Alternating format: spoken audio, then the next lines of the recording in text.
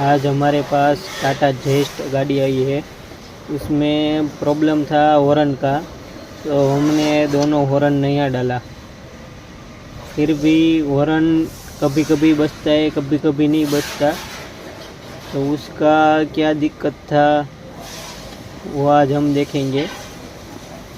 नया हॉर्न डालने के बाद भी कभी कभी नहीं बजता, कभी कभी बजता है। ऐसा प्रॉब्लम आए तो हमें क्या क्या चेक करना है वो आज हम वीडियो में देखेंगे।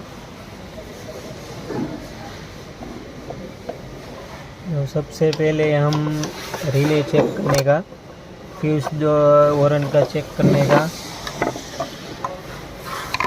इसमें ये वाला रिले है ब्लैक कलर का, वो हॉर्न का है, वो चेक करने का। और उसमें पावर आता है कि नहीं आता रिले में वो भी देखने का।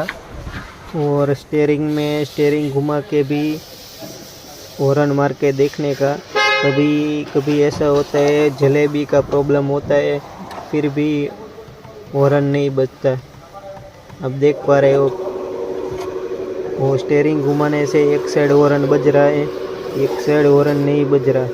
तो इसमें जलेबी का प्रॉब्लम है, तो हम जलेबी डालेंगे।